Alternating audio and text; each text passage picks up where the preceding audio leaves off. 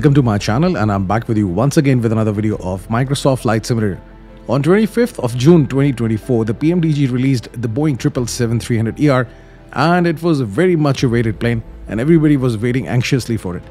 Now this plane is there in the Microsoft Flight Simulator, and for the past 2 days I've been doing some flights. Luckily, almost like 2 weeks back, I was in Pakistan and I traveled through Qatar Airways, and the planes that I got on both of the legs of the flight was Boeing 777-300ER. So today, that's why I'm using the Qatar Airways livery for this Boeing plane. This video is going to be a review, so that's why I will not be going into the details. We will be just exploring the plane. Right now you can see the plane is in the cold and dark state, but if you purchase this plane and for the first time you load it, it's in the cold and dark state, but the GPU is connected and the screens are up. This is how actually the pilots get this plane. They don't get the plane like this in the cold and dark state. But just for this video, I have kept it like this. So first of all, let's turn on the battery, and that's it. And just make sure that the parking brake is engaged. In this plane, the parking brake is kind of a tricky thing. You can activate it by just clicking it, but to deactivate the parking brake, there's a trick. So I will just tell you in this video. Just make sure that the speed brakes are down, the flaps are fully retracted, the thrust lever is in the full idle position, fuel control switches are off, and you have the hydraulic pumps over here. The primary left and right should be on, C1 and C2 pumps should be off, and the demand electric pumps should be off. And plus the fuel pumps are also off. The wipers are off, which are over here. Now with this, you have to have the external power. Right now you can see external power is not available. And if I just go over here in the ATC communication for the ground services, you can tune into the ground, but you can only have two options: request pushback and jetway connection. You cannot just get the GPU. So if you go to the electronic flight bag over here, you will see ground operations. And if you go here, you will see different options coming for the ground services. And over here, you can request for the ground power. And plus, you can also have the air conditioning unit. And then you can also have the jetway connection. So once you have the ground power available to you, you will see the secondary external power and the primary external power saying available. So you can just click these buttons, and then the plane will come to life. So after activating the external power, it will take the screens, I think, roughly 2 to 3 minutes to come to life. So till the time being, what I can do is this: I can just go to the electronic flight bag and just explore some options over here. So if you press this this button, this icon over here of PMDG, you will go to the home screen where you can have the electronic flight bag option, then the performance tool for the takeoff and for the landing, and then you have ground operations. So I will explore all these options over here. So for the electronic flight bag, you can get the SimBrief flight plan. That's amazing. How you do that? You simply go over here and you just enter your SimBrief alias, and that's it. It's there. And then there are certain other things that you can also do over here. You can get the weather source, the real world, or from the sim. And on-screen keyboard, you can turn it on if you want, and that's it. You can also change the brightness from here, and then there are some units that you can just change: the distance, altitude, and length, speed, and so on and so forth. For the weight, I'm using kgs. Then you can also sign into Navigraph, and you can have access to the Navigraph charts over here, and this is something really amazing. Okay. Great. So you can also do the factory reset if you want, and then after making any changes, you can just save the preferences. So what I can do is this: I can just request the SimBrief flight plan, and now you can see this flight plan is over here on the electronic flight bag. Oops, I think I cannot move it, but I can just like zoom out and zoom in. And if you look at over here, you can have the altitude profile. Now I think the screens are up because we heard these beeps. So now you can see the navigation display, the primary flight display, and the upper and the lower ICAS are also now available. That's good. So the cruising altitude will be 36,000 feet, and this is the climb profile and the descent profile of the plane during the flight. And then you can see the flight information is coming. It has already picked up the zero fuel weight, the destination, the cost index that I'm using is 40.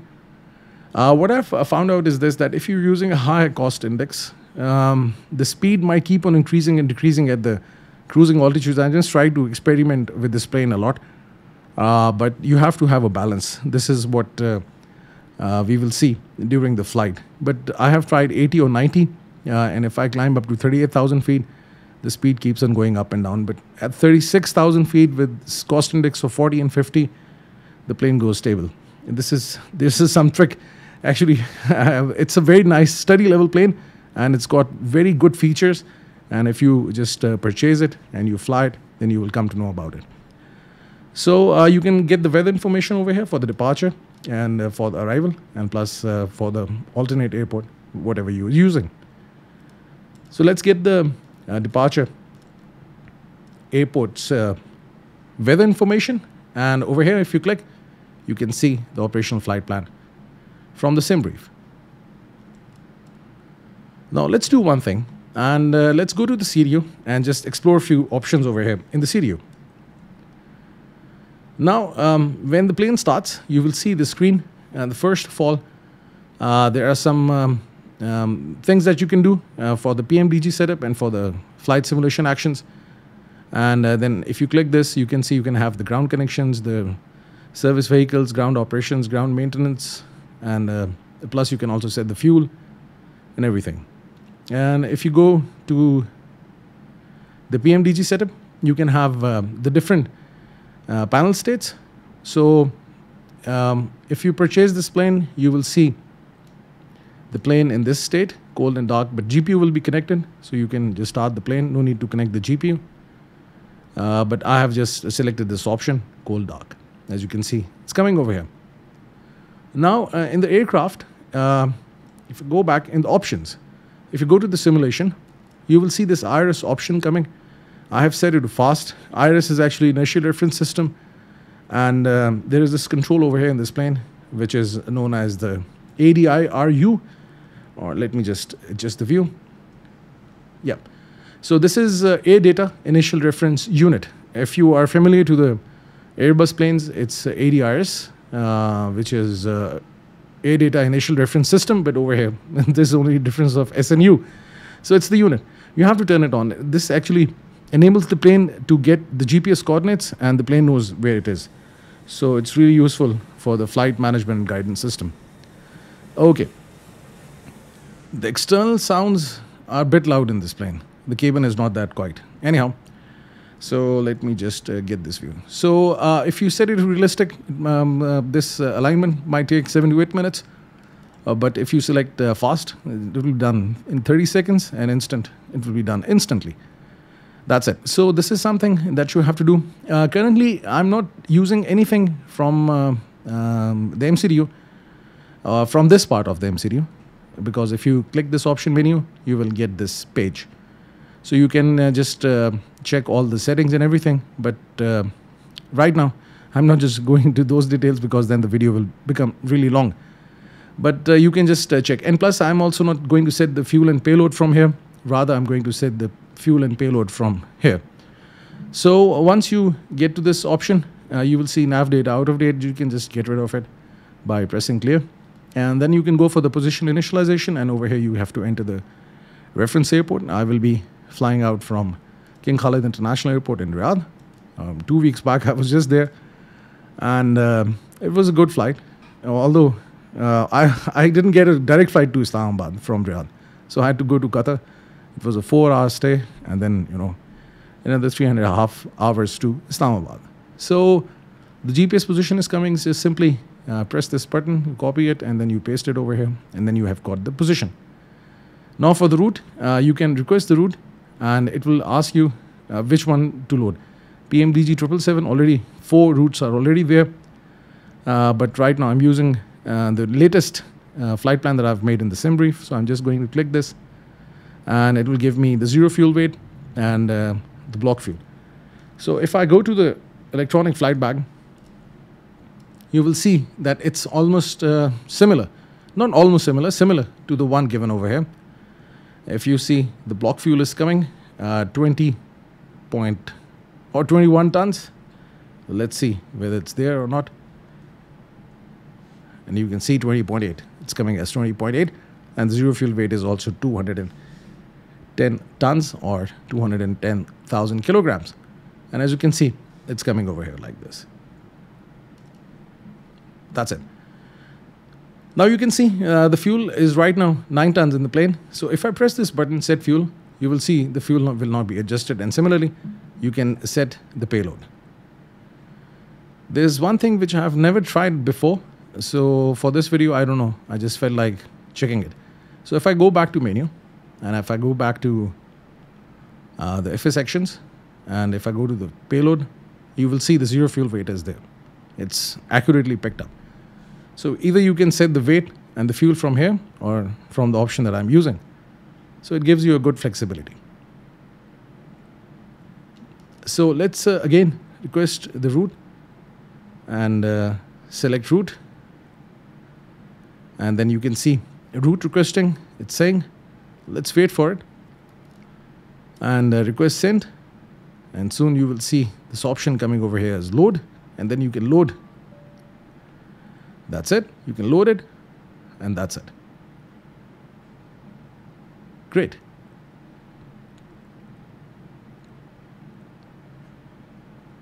Now, if you click the next page, yep, you see this option activate. So just activate it, and execute, and that's it. Now it's there. And you will see all the waypoints and the airways. You can also enter it yourself because, you know, it will be a lengthy procedure if you're doing it manually, especially for a long haul flight, because this plane is not for the short flights. So that's why it's going to take a lot of time. So, you know, it's good to pick up the flight plan from the sim brief. With this, I can go back to this option route. And what I can do is this. I can select the departure. The runway that I will be using for the departure will be 33 right. And this is going to be the SID. Press execute. And for the arrival, I will be using ILS 34 right. This is the runway that I will be landing at in Qatar. And luckily, this time the plane took the same runway. It was really good. I've been, you know, landing a lot at this runway. And this is going to be the star for the arrival, and press execute. So what I can do is this. I can just check the flight plan, whether it's right or not. So let's change it to plan. Let's go to legs, and let's change the zoom. And let's see if there is any issue in the flight plan or not.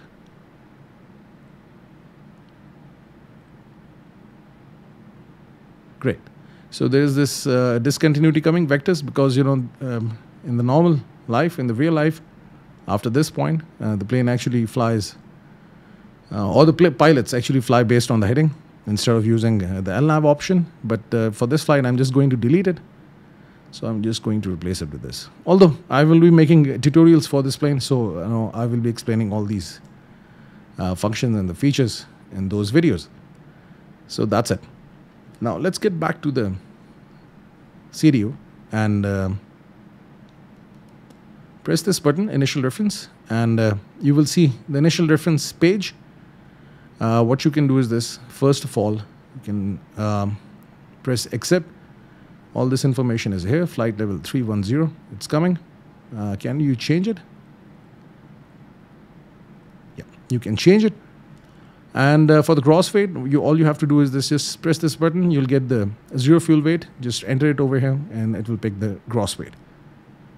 That's it. This is what I've actually found out in this plane is this, that, you know, if you select 36,000 in sim brief, and once the plane loads this flight plan in the CDU, the altitude is a bit reduced. So you can always adjust it if you want. If you go to the VNAV, you will also see it's changed over here. Otherwise, initially it would have been 310. So let's go back to the performance. Rather, let's go from this page, thrust limit. So for this, in the electronic flight bag, as I've shown you before, there is a takeoff performance calculator. So I'll go to the performance tool, and for the takeoff, I will select the runway 33 right, and it will automatically pick up the elevation of the runway from the sea level. Heading is 327 degrees, and plus the runway length in feet is coming. Runway condition is dry. And for the aircraft information, for the takeoff performance, I can click this option, import from aircraft, and it will ask me to change the flap configuration. I will select optimum, and the rating, I can use a deaccelerated thrust. This is maximum takeoff, 10% reduced thrust and 20% reduced thrust. But I will use optimum, and I will let this calculator decide whether to use TO, TO1, takeoff 1 or takeoff 2.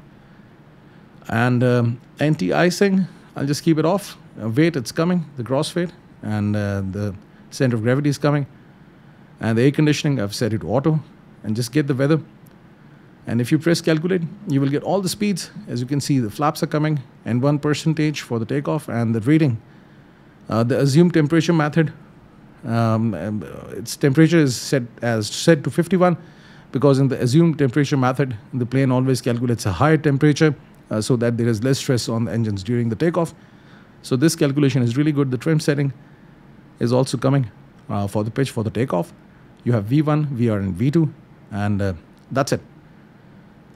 So these are the two things that we have to remember. Flaps 5, takeoff 2, and 51. So let's go back over here. And it's 20% reduced thrust. And as you can see, for the climb, 2 is also selected. Reduced thrust time, so plane will not climb on the full thrust. That's it. And the temperature was 57. If I'm not wrong, let's cross-check. It was 51. So let's enter 51 over here. That's it. Now for the takeoff, flaps will be set to 5. And now you can see thrust is coming, 51 degrees centigrade, and derated takeoff 2. And click this option, you will get the center of gravity. Just simply enter it over here, and the trim is also coming. And this is your V1, VR, and V2. That's it. And if you go to the FMC communication, you will see uplink wind. You have to get this wind information at different flight levels, at different waypoints. Just simply load it, and just press execute. And that's it. You have the wind information at all the waypoints. This is great. Now what I can do is this. I can also go to VNav, press next page, and I can also have the wind forecast for the descent. So if I load it, you will see the wind information during the descent. It's also coming over here. And that's it. It's very simple to configure the CDO of this plane. So let's get back to this view, and let's start with the pre-flight procedures, although setting up the CDO was part of the pre-flight procedures. But let's just go over here in the overhead panel. You have got simpler controls. If you compare this plane with the 737, it's a bit complex, but 777, it's amazing, and plus also it's just like the 787. So if you know how to start this plane from the cold and dark state, you will be able to do the 787. Now make sure ADIU is on, and thrust asymmetric compensation. This is actually done once one engine fails. Automatically the rudder adjusts its position in such a way that the plane remains straight. So make sure it's auto, and the battery is on, and for the in-flight entertainment system in the passenger seats, just turn it on so that you know the in-flight system is up and running, and you have the cable utility on. Bus tie should be auto, and plus you have the generator control on, and the drive disconnect buttons are covered and they show drive. Now voice recorder, just turn it on. Emergency lights armed and closed, and just turn on the window heats. At this point, just make sure what you did initially is to check whether the primary pumps are on, hydraulic pumps, they're on, left and right. But C1, C2, and plus the demand pumps are off at this point. Now as the fueling is done, I can turn on the seatbelt signs, and with this, no need to change anything over here. Just make sure that the fuel pumps are off and the cross feed is also off. And then anti-ice, it should be set to auto. And with this, you can also Turn on the logo light. It's the light at the tail, so that it's clear. And then you have the air conditioning control. Everything is on right now. You can see left and right pack set to auto. They will keep on turning on and off during different phases of the startup procedure. So just keep them on, because if you are flying Boeing 737, you have to turn off the packs, the air conditioning, so that the bleed air is used to start the engines. But in this plane, it's set to auto. And similarly, for the Airbus, it's done automatically also. Now you have the bleed air. Just make sure these three are set to auto. APU is also set to auto for the bleed air. No need to turn it on or off. It's already there. And plus the bleed for the engine, left and right, it's there. Cabin pressurization. Small words at times become a tongue twister. Cabin pressurization. Thank you. So, it's also set to auto, and that's it. What else? Now it's time to turn on the APU. And before this, let's go and explore one more thing. This plane also has got a checklist. You can change the view on these screens by using the controls over here with the EFIS, which is the Electronic Flight Instrument System. You can have different information. So right now you can see there are three options: left, right, and center. Lower center, rather. This is left, right, and this is your lower center screen. So right now, lower center screen is active, and then whatever the button I press, this information will be displayed over here. So if you go and look at the checklist, you will see different checklists for the normal flight procedures. This is the oxygen. You can test it, and it's good. So you can just check this option, oxygen check, and heading. So let's set the heading, and the heading of the runway is 327 degrees. So let's set the heading 327, and with this let's set the altimeter 2965. So let's change it over here, 2965. It's a bit slow over here in this plane. Oops. If you move your mouse wheel too fast, it just moves quickly. 2965. So this is done, normal, and this is the pre-flight procedure, complete. And before the start, flight deck door closed and everything. So what I'm going to do is this. Right now, I'm going to turn on the APU. Yes, now it just comes back to on automatically. With this, what I can do is this. I can just disconnect the jetway. I think, yeah, now it's getting disconnected. Now for the APU, this is something really interesting. If you press this option, electrical, you will see from where the electrical power is coming. So right now you can see external power is connected. But as soon as you'll have the APU, you will see this thing turning green, and then the electricity will be given to all the systems from the APU. Because obviously, I will be disconnecting the external power as soon as I have the APU, and the plane is ready for the pushback.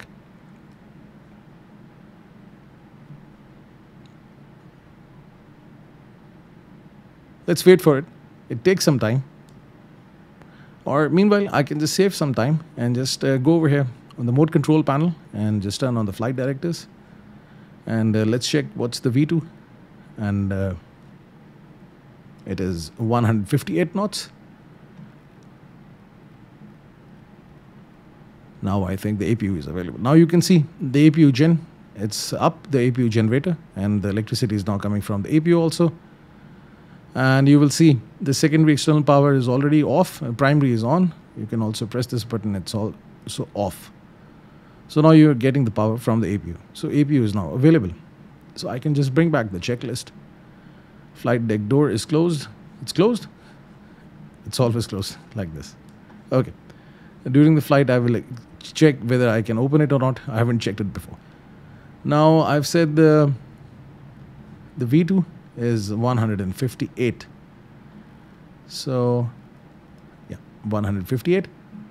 And the altitude, let's set it to thousands, and let's set it to 36,000 feet. That's it. So MCP is also there, takeoff speeds, V1, VR, and V2 is there. CDU pre-flight complete. Trim, can I adjust the trim now? It's 4.75, if I'm not 4.8. Let's check if I can change it now. No. For this I have to turn on the hydraulic pumps. So let's turn on the hydraulic pumps. So C1 and C2 and demand pumps set to auto. And now if I just go over here and if I bring the flight control, you will see the trim is coming 4.00, and I can just like move it now to 4.75 because it's 7.5 and then it straight away goes up to 5. So I can just keep it at 4.75. That's it. So let's get the checklist, and trim is there. Taxi and takeoff briefing done. Now as I'm going to start the engines soon, so we need the beacon, and it's also on. Normal. Now before taxi, we have to go through all these things. So I can just get the information of the doors. Just make sure all the doors are closed. As you can see, they are closed and armed. Now what I can do is this.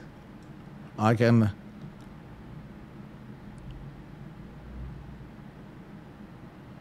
disconnect the ground power, and I've already turned off the ground power. So let's disconnect it, and let's also release the air conditioning unit, as now we have the APU, and plus I can also remove the chocks.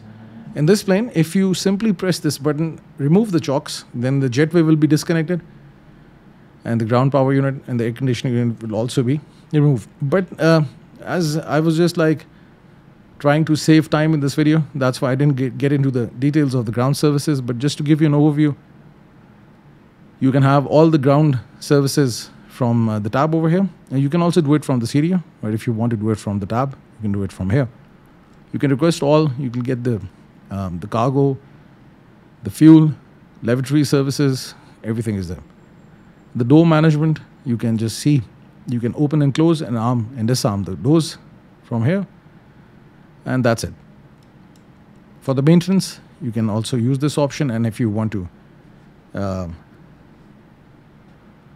automated ground operations, if you want to use them, you can use them as well. So I will be making videos in the future in which we will discuss all these things in detail. So let's bring this page, and that's it. So now what I can do is this. I can call for the pushback, but before this I have to release the parking brakes. And as you can see, the parking brakes are not getting released. I'm clicking it, I'm clicking my mouse, they don't get released. So in this plane, actually what happens is this, that these are the toe brakes. This is actually the control for the rudder. But if you press these paddles, the toe brakes are activated. You have to really push them. So in order to activate the parking brake, you really have to push both the paddles, and then you can activate the parking brake. And in order to release the parking brake, you have to push these paddles, and then you can release the parking brake. So what I can do is this. I can just show you my control settings. I'm using this side stick for the Airbus. Obviously, I'm also using it for the Boeing plane. So if you look at this button, and this is actually the button 14. I'm using it for, if I bring up the brakes, you can see the 14. This button is actually for the parking brakes, and this button, which is number 7, this is for the brakes. So what I'll do is this. In order to release the parking brakes, I'll keep on pressing the button 7, because it will just, what you can say, simulate that you're pressing the toe brakes, and then the parking brake will be released. So let's see if this thing happens. Now I'm pressing this button, and now you can see these toe brakes, they moved, and now the parking brake is released. And once I will release this button, the toe brakes will be released. So that's how you release the parking brake. When I bought this plane and I did the first flight, trust me, I think you must have also gone through it if you haven't seen this video. Parking brakes were a big problem. Now I can request for the pushback. And I can turn on the fuel pumps as well because I'm going to turn on the engines.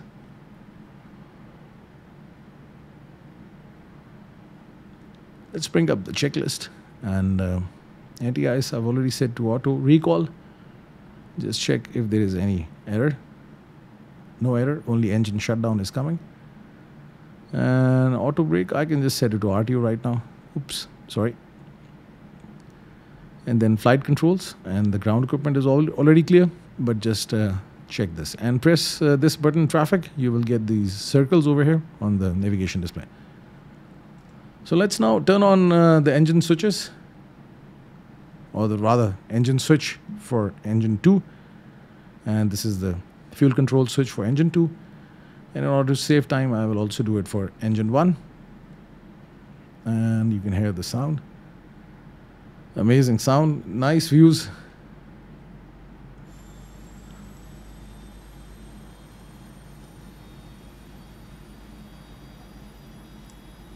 Can I turn it right?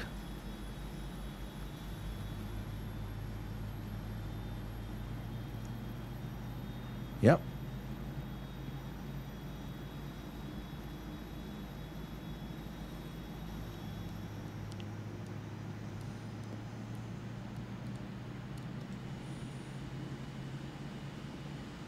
I think let's stop it before the plane gets into the building.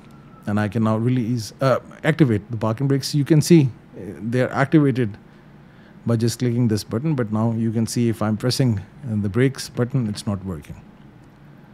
So I can get rid of this view, and plus let's set the flaps to 5 for the takeoff. The flaps are set, auto brakes are set, and engines. Now what I can do is this again. Electric system, as you can see, now the engines are up and running and the power is coming from the engines. The APU is already off, and now you can see it's fully up. So I can turn off the APU, and that's it. And now I can turn on the taxi lights and the runway turn off lights, and I can also turn on the wing light. That's it. So everything is looking good so far. Now let's again release the parking brakes and just release it, and now the brakes are released. Now let's take this plane to runway 33 right for the takeoff.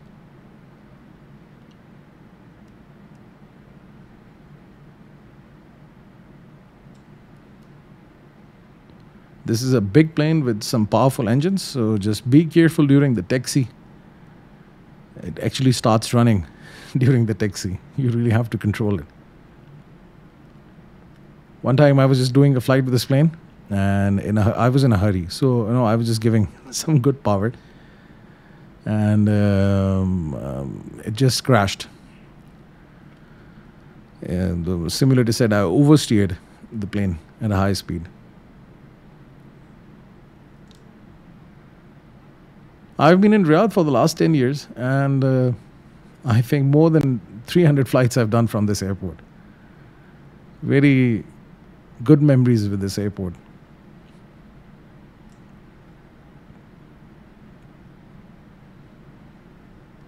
So recently it was my experience with the Qatar Airways second time. In the last 10 years, this was the second time I've traveled with Qatar Airways.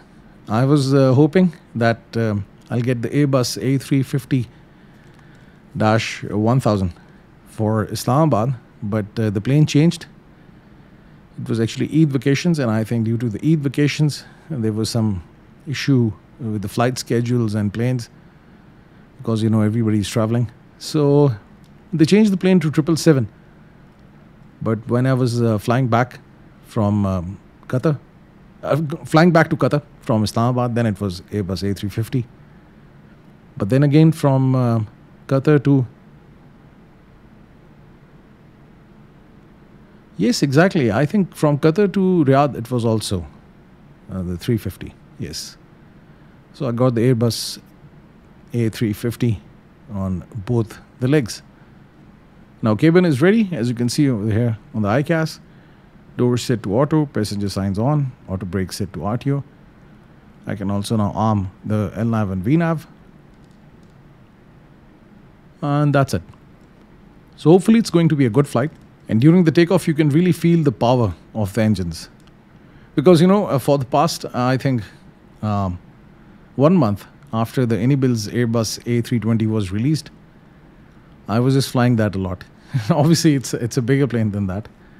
And I could really feel the difference in the flight simulation. And plus, one more thing which I've observed about this plane is this, that the handling is really good. Turning it left and right and climbing and plus landing this plane, it's really good. It's fun flying this plane. I remember when Captain Sim's Boeing 777 came, I ended up making many videos.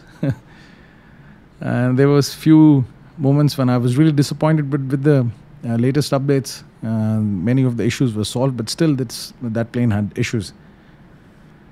I've made many videos, especially like 2 days back when this 777 was launched. Mostly people came and started watching that video. Obviously, the CDO is different, and the way you configure and make the flight plan. This plane is waiting for the takeoff. It's going to take off or no? I don't know. So I will just turn left from here. I'm doing an early morning flight, but the afternoon and evenings are really busy at King Khalid International Airport. There's lots of traffic. Okay, so let's just turn on the strobe. Let's get the landing lights, make sure everything is good, and that's it. You can see the brake paddles are moving, or the rudder paddles. Okay, I can now release the brake, and let's go. So whatever the controller you're using, you can just assign these brakes to the different buttons of the controller as per your convenience. Maybe you can make a new profile, and then you can just do exactly what I was doing, and you will easily be able to engage and disengage the parking brakes.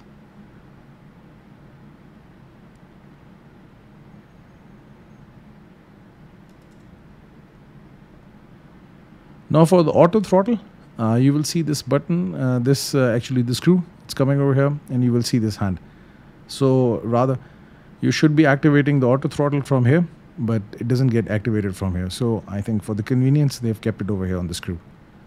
So it's easy because, then you have to look down and then activate it. Because in the Boeing 787, it was a bit, difficult. Anyhow, I have actually configured one of the buttons to auto throttle on my controller. So I press this. But for this video, I will be using this option to see whether it works or not.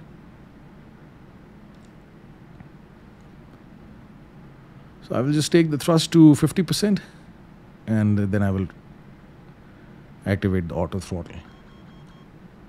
Checklist incomplete. Let's do it. I just forgot. Flight controls. We've already checked, so we can just skip this. Before takeoff flaps are there, and that's it. So what I can do is this. I can just get the fuel information over here. And now, just going to release the brakes and give 50% of thrust.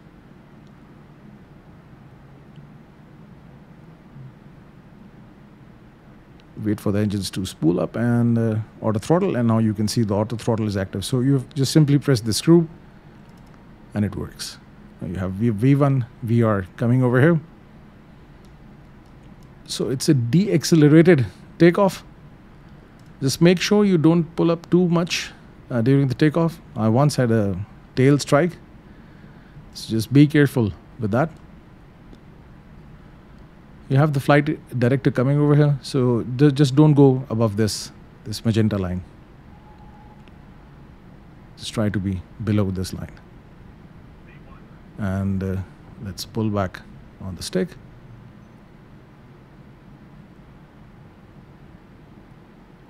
And that's it. Positive rate of climb. Gears up.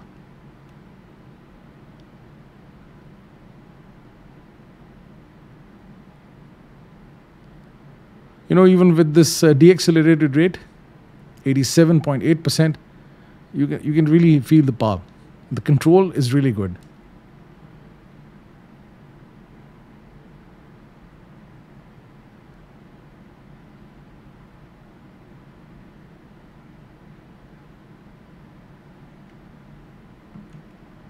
Let's start retracting the flaps. Set to 1 position, and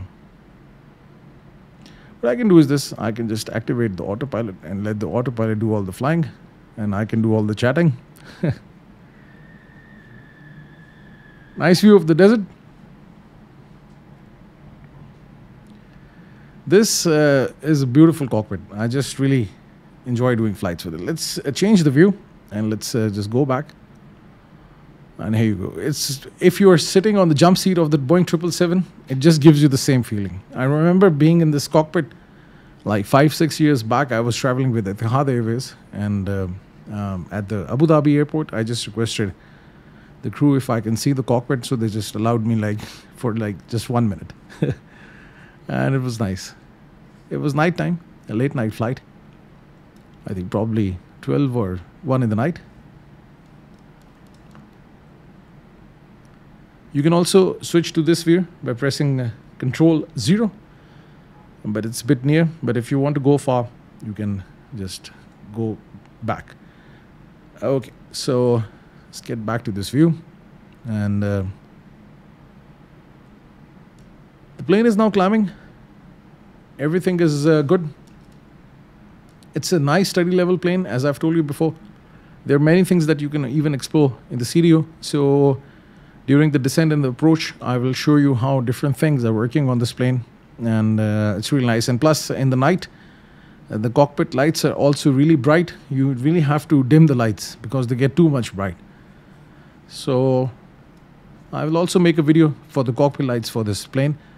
So if you haven't subscribed to my channel, do subscribe to my channel, and I will just keep on bringing different videos for this plane. And obviously whatever the plane is getting released on this Microsoft Flight Simulator, I will be making videos for that. Every time when I'm making videos, I'm always keeping this thing in mind that the beginners will be watching it. So that's why I just try to stick to the basics and try not to complicate the things, because as a beginner there are many things which are confusing. So that's why I just try to stick to the basics. So now the plane is about to cross 9,000 feet. Yes, just 1,000 to go. And then I can turn off the seatbelt signs and plus the lights. It's a 1 hour 20 minutes flight. This time I remember I had my Legion Go. So there is this this nice game, a simulation game, Railroute. I was playing that. So if you haven't tried that, do try the Railroute game. It's very interesting.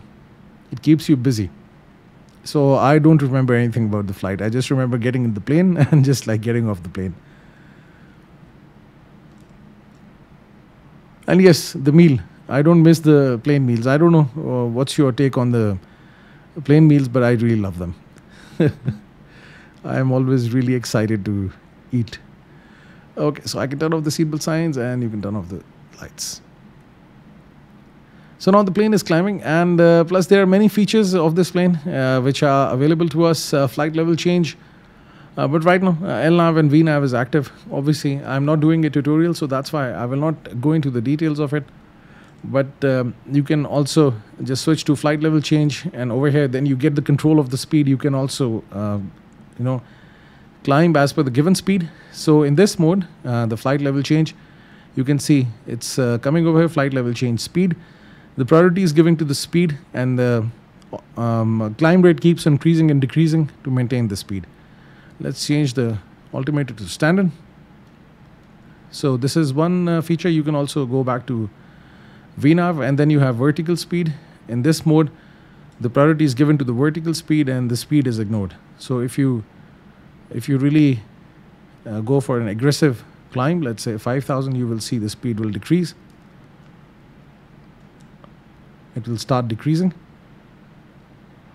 because priority right now is given to the vertical speed. So if you really want to climb up in a short time, then you use vertical speed, but in this phase the speed is compromised. So I can just go back to the VNAV mode, and then you have you can just also take the plane out of the LNAV mode and you can fly it on the heading mode. And that's it. It's very simple. The autopilot for this plane. And honestly, when I fly this plane, I can really feel I'm sitting in it. You can see the view, the cockpit, and the controls. It gives you a really nice, good feeling. So let's wait for the plane to reach the top of climb at the cruising altitude, and then from there I will tell you how to configure this plane for the descent, and then you can just perform an ILS approach and landing. Now the plane is at the cruising altitude, so let's do some preparation for the landing. If you go over here on the electronic flight bag, you will see in the performance tools you have a landing dispatch. So the runway that I will be using for the landing will be 34 right, and you can see the flap configuration is coming. Actually, this still comes in the way. Let me just clear the view. You just have to adjust it. Okay, so flap configuration, I will be using full flaps, and air conditioning will be on, and let's keep it at auto anti-ice, and let's get the weather, and with this you can calculate. Now just go to this option as well, landing en route, and you have all the information coming over here, and let's get the details from the aircraft. For the weight, you can see the landing weight will be 220 tons, and that's it. Now for reverse, I will be using all, and reverse thrust will be all operational, and auto brake I will use, let's say I use auto brake 2.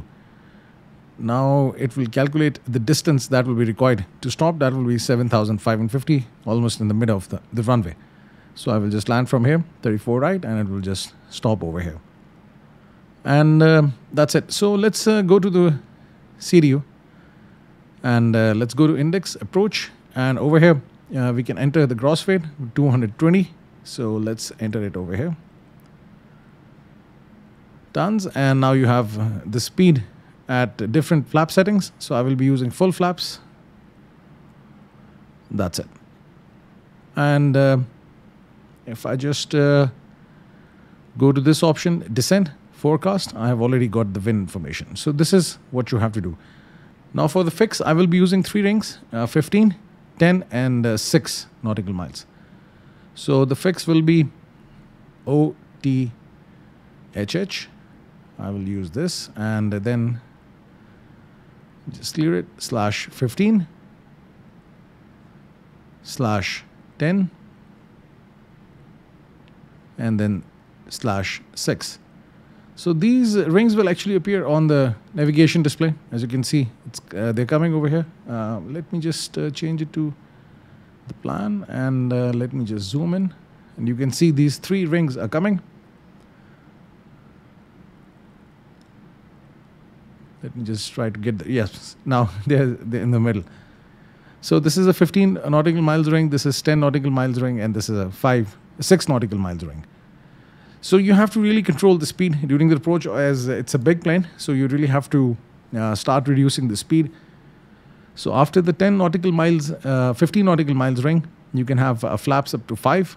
And then within the 10 nautical mile circle, you have to reduce the speed to 200 or less.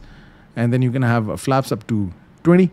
And when the 6 nautical mile circle will start, the fix will start, you will extend the gears, and plus you can then go for the full flaps.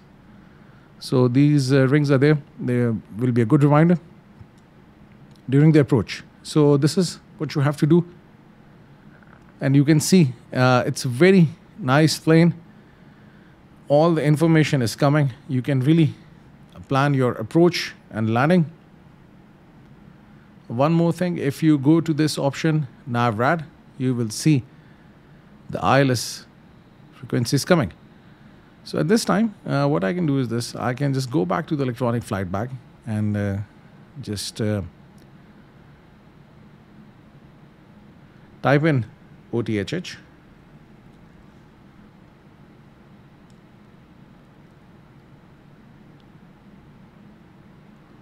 And you can see approach. If I go to 34 right, let's use this one. You will see minimums 113 feet, or decision altitude is 113. That's it. And plus you can see the ILS is 110.1, so it's 110.1. Heading is 336, and you can see heading is 336. So I can just adjust heading over here, 336. That's it. And the altitude to which I will be descending in order to intercept the glide slope will be 2,500. So as soon as I'm near the top of climb, I will set the altitude to 2,500 over here, and then the descent will automatically start. You really don't have to do anything. Just set the altitude, and as soon as the plane crosses the top of descent, the descent will automatically start. But it's a bit far right now. If you go to the progress, you will see it's 143 nautical miles away. You're also getting the fuel at the destination. It will be 9.9 tons. And the time is also coming. Zulu. So it's 5:16 right now. So 6 o'clock we'll be landing. This is actually the GMT time. Qatar is +3.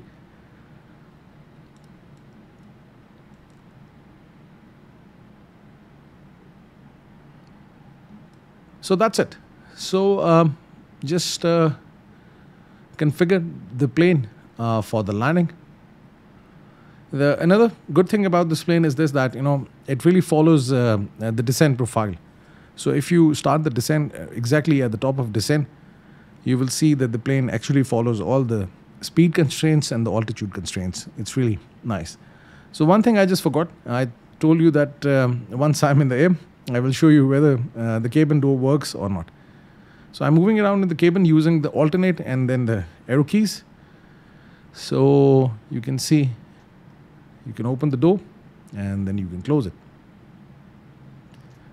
And then you can also go in the cabin. So if you just, with the mouse, you can just adjust the view, and then you can just come to the cabin, and you have the business class, and then you have the economy plus, and then you have the economy class. So this is the business class.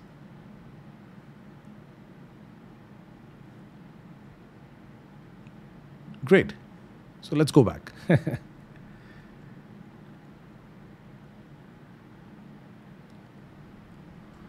Let's close the door.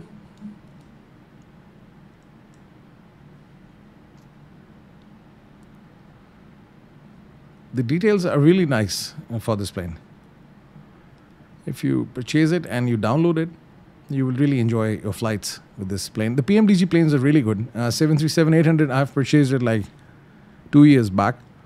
Although I think I have 1 or 2 videos for this plane. I was always planning to make videos for the Boeing 737-800, but I've not been able to do it. But maybe now it's time to do it, because in November the new Microsoft Flight Simulator is also coming, 2024. So then I will be busy with that.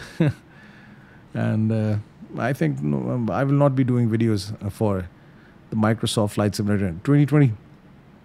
I've been doing videos for X-Plane 11 and 12 as well. For a very long time, I'm planning to do some videos for X-Plane 12, but can't get the time. Too much busy with the Microsoft Flight Simulator. Something really happening almost every month. New planes are adding up. Updates are coming. Now the plane is near the top of descent. So let's adjust the altitude. And first I'll just set it to 2000, and then I can change the units. So 2,500. This is the altitude to which I will be descending. As you can see, it's coming over here. Now let's open the legs, this option. And you can see different flight levels are coming. So I will be using this as a reference, because in the Boeing planes you don't get the altitude to which the plane is actually descending, because there will be some constraints during the descent. As you can see, they will appear over here, but they will not appear on the primary flight display. So let's wait for the top of descent to come near, and you will see the plane will automatically start to descend. Otherwise, I can just bring the cursor over here, and as soon as I see this hand, I can press this button and the descent will start. Now you can see the vertical deviation has started to appear over here on the primary flight display, and now the descent has started as soon as the plane has crossed the top of descent. Now the plane is almost near the runway, and as you can see it over here, that at this point the altitude is 11,000 feet and there's a constraint. The speed will reduce to 230 knots. And you can see 2,500 is coming. It's not just like the Airbus, because if you're flying the Airbus planes, if you have set your altitude to 2,500, so your constraint will come over here. But for the Boeing planes, you get the altitude to which you are descending, and then you can just refer to the constraints over here. So just right after this point, we will go to this point, loosen, and at this point, the speed will reduce, and then I can start extending the flaps. You can see now the plane is in the 15 nautical miles circle, but obviously the plane will go here straight and then it will just come back again. So we are in the safe zone right now, and the speed is still very high. Now it's reducing to 230 knots. I can just get the speed brakes as well. This time I was doing this flight with Qatar Airways, and it was the Airbus A350, as I've told you before. For a very long time, almost like 10 to 15 minutes during the descent, and at these points, the plane had its air brakes applied. So this was something really interesting, because sudden reduction in the speed is required. And now you can see that the flap limits are coming over here. So the speed is at 230 knots. So I can just have the flaps to 5. So let's extend the flaps. I'd set the auto brake to 2. So now it's back again. And now I can also arm the speed brakes. So let's go through the checklist for the descent and for the landing.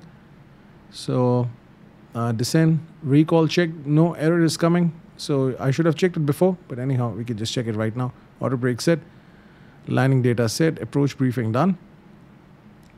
And now approach, I've also adjusted the altimeter.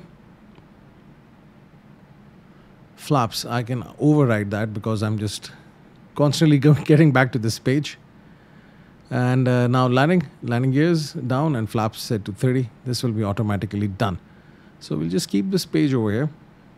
Now you can see that the plane is within the 15 nautical miles circle, and we have flaps set to position 5. And now the speed is getting further reduced.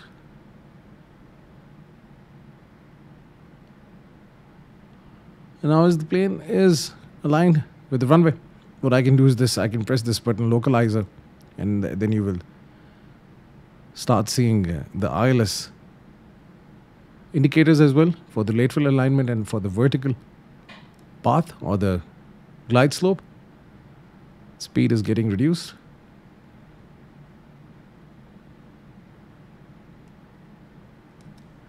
I can set the flaps to position 15.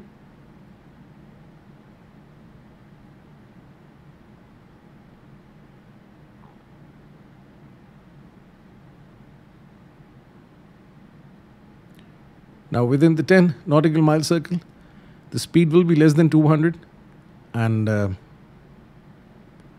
I can extend the flaps to position 20.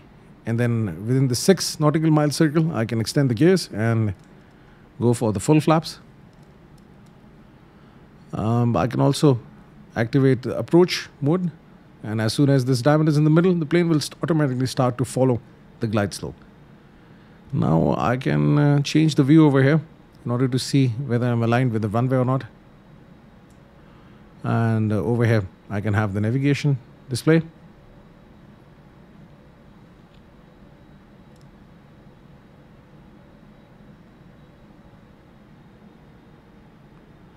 Now the speed is coming over here as 170. I can change it.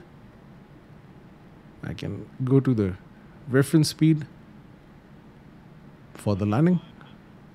I'm within the 6 nautical mile circle. So what I can do is this. I can lower the gears. Just went back up because I'm using the TCA quadrant, so I had to change it from there. And then now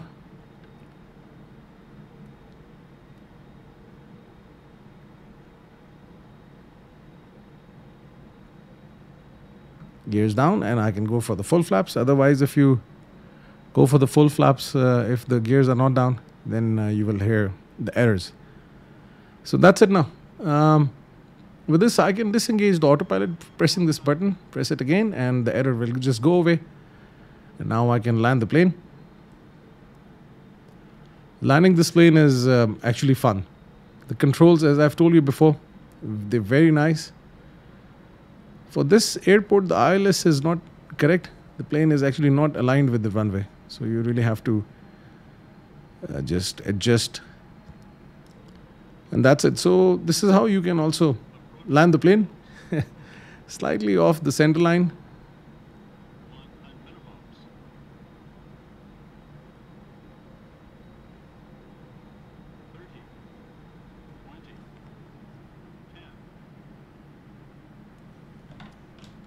Let's activate the reverse thrust. So I think I have demonstrated it well, this plane, in this video. So I hope this was a useful video for you. If you haven't subscribed to my channel, do subscribe to my channel. As I've told you before, I keep on doing lots of videos. So you will be just getting the updates as soon as I upload a video on my channel. And if you've got any questions, the comment section is there for you. And if you want to add anything to this video, the comment section is there for you. Thank you very much for staying with me. Have a nice day. Hope to see you soon.